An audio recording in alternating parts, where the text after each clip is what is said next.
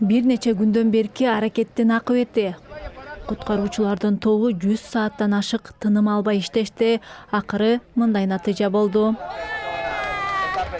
Жер силкингенде унаа токтотуучу жайда урандылардын алдында калган бул киши 9 күн дегенде аман куткарылды. Эрнан Гил күзөтчү болуп иштеген, анын жубайы жана 2 баласы бар. Ал урандылар арасында аман калган, бирок сыртка чыгуучу жол бөгөттөлүп калган эле.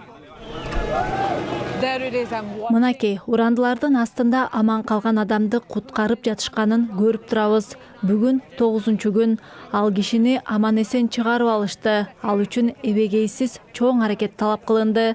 Бул жактагылар канчалык сүйүнүп жатышса дагы тынчтыкты сактоого аракет кылышууда. Анткени куткарылып жаткан адам бир нече күн жер астында, тар жерде кыпчылып жатты.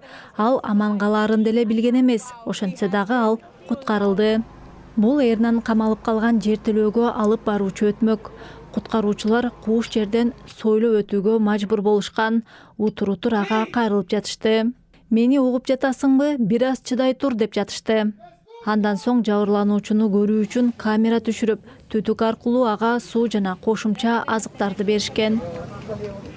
Виктор Торрес жер алдындагы Эрнанга биринчилерден болуп жеткен.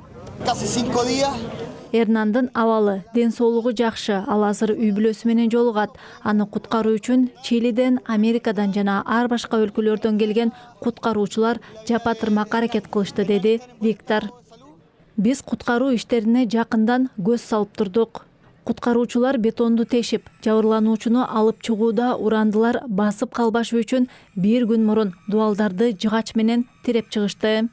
Эрнан куткарылар алдында биз анын жубайы Гузминар Гонсалес менен сүйлөшө алдык. Менин кубанычымда чек жок. Жолдошума жашоого дагы бир мүмкүнчүлүк берген Кудайга ыраазымын. Адамдар үмүтүн үзбөй көп сыйынышы керек.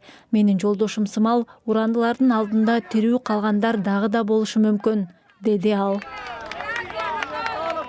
Бул Венесуэладагы оор табигый кырсыктын кесепеттери менен күрөшүп жаткан адамдарга жана куткаруучуларга дем берип, ишеним жараткан учурлардын бири.